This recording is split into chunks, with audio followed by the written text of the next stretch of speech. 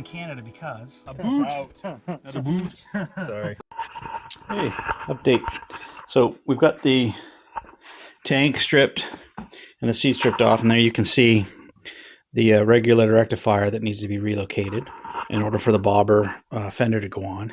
Now, it's getting pretty cluttered in here, but we do have some room. The starter solenoid's here, and this is the offending Decomp controller.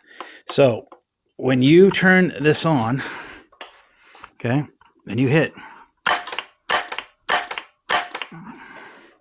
that's what you're hearing clicking. Is this is the solenoid. Now the solenoid's connected over here to a cable that runs over and down into the decompression lever, which is underneath this cover. So at some point here, we've got to create the manual lever, and I don't know exactly how I'm going to do that, but this is about where it's going to be. So whether we'll keep the short cable and put a lever, I don't know what we're going to do, but we'll come up with something there. Most likely it may have to be on this side because we've put the start button over here. So I will need my left hand to hit the start button. So I'll need my right hand to do the decomp lever. So whether I bring something over here like a choke lever and just run it right along here or hanging down just below the tank, I don't know. Or we bring a cable over here. I don't know yet. We got to figure that out. So this can all go. This can be relocated. We can clean up this area in here a little bit. This is the connection for the tack. That's got to stay. But these bulky connectors here, we can probably slim those down if we're going to eliminate some of the cabling up to the handlebars. I'd love to be able to maybe run them internal and come out here, but I always find it looks garbage when they come out here as well. Like it doesn't look any better if they drop there than if they drop here. So yeah, 6 of 1 really. But yeah, this is the monkey. So if we beat this around,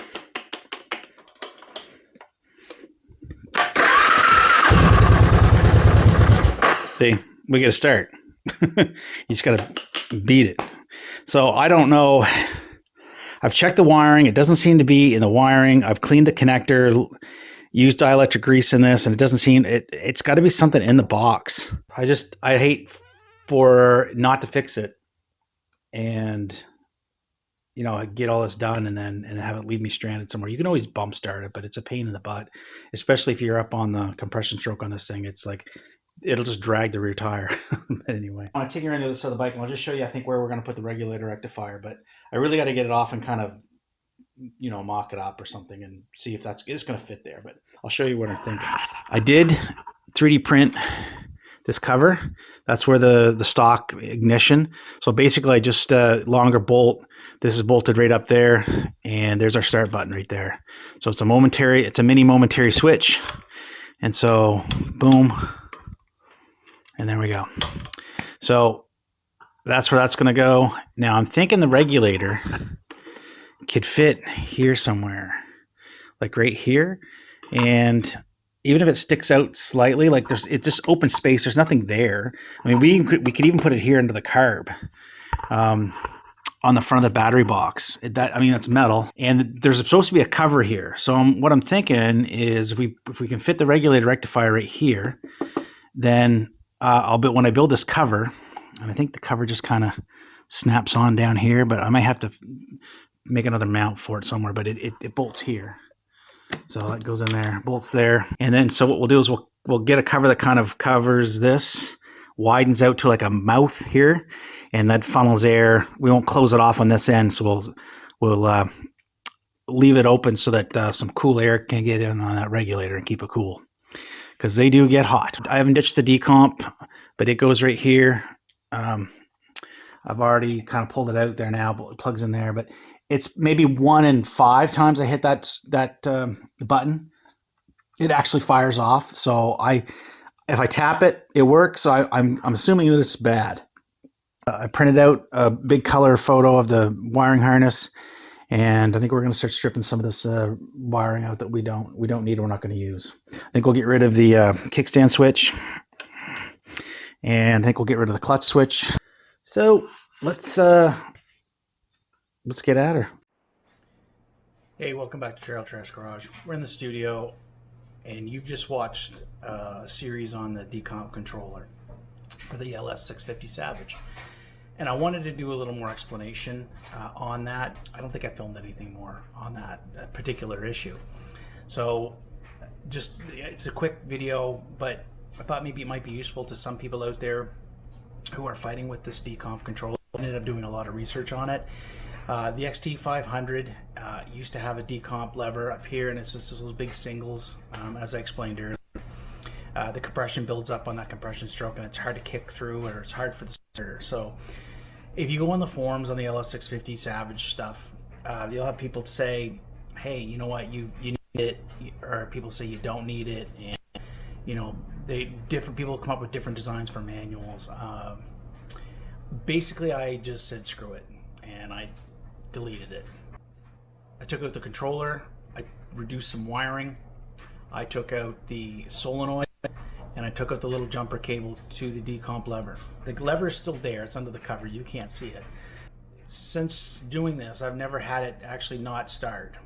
Some people said on the internet that it puts extra strain on the starter, but the chances of you stopping that motor on exactly the point that the starter's not going to be able to turn it over is slim. And the fact that you would do it multiple times, maybe over the course of like 100,000 kilometers, it happen enough that you might hurt the starter or something, but I don't think so. I think Suzuki did it because you know, it does make it easier on the battery or the starter, and you know, that prolongs the life of those components. But I don't think that you're ever going to hit it enough to actually make that difference or see a shortening of that lifespan. So I'm going to include it. If we sell this bike, I will include the parts so that they can put it back together if they want.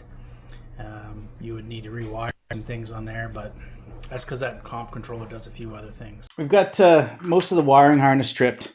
I don't have like a bunch of different colors, so all I got is a bunch of red, and I ran out of black on the last project, and I haven't been able to get, I didn't get any more yet. So it's a harness from the 90s. It's not like it's 80s or 70s. So I'm going to try to reuse some of this wire just to keep it somewhat factory. We're going to take all the insulation off and trace the wires we need, make sure the continuity is good, and then wrap them back up.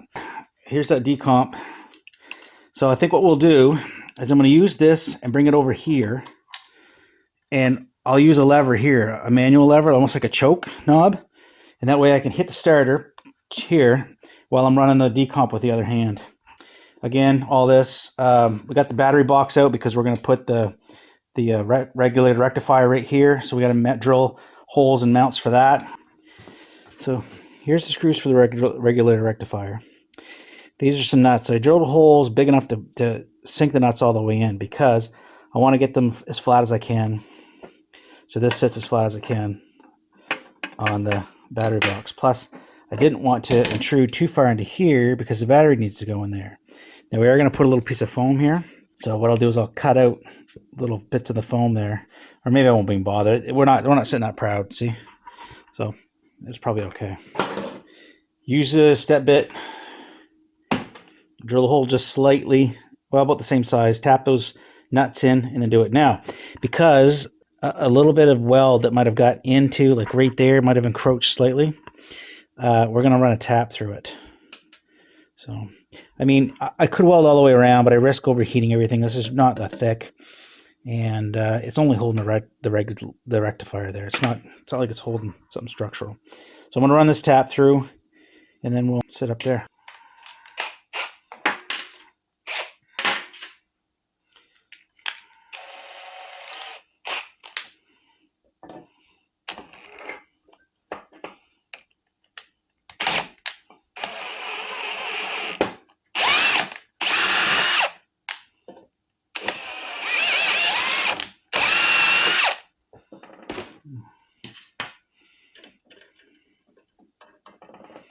Boom. Now, we'll clean that up a little bit. Let's just... I mean, this chrome's not going to survive anyway, and we're going to scratch it up anyway to make it look like brushed aluminum sort of thing. Get my welding spatter off there. Now, if we want to get picky, some greasy fingerprints, what I would do was I'd run that across on my big wheel, but I don't have it set up anywhere in particular. So I just kind of like strap it down to the bait. I got to come up with a mount for it, but it's a motor. It's been 1725 RPM, and I've got one of those big maroon Scotch Brite wheels to give this a brushed look, and it'll make all the scratches in one direction. But I'm not going to bother with it tonight. I got to set all that up, and I'll do that sometime. I don't know when I'll get around to it. Anyway, all right. Now, how good did we get these holes? Not 100%. So we're going to hog these out just a tad, because close enough is sometimes good enough. I mean, I marked it, center punched it, stepped up the bit, and we're still off just by a bit.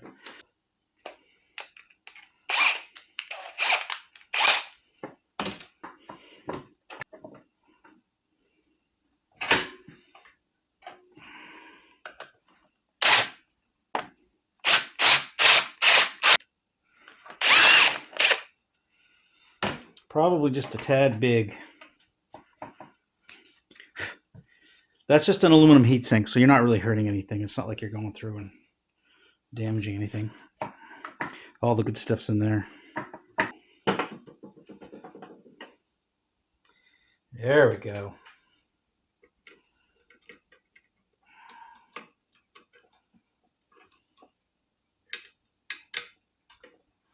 Screwdriver.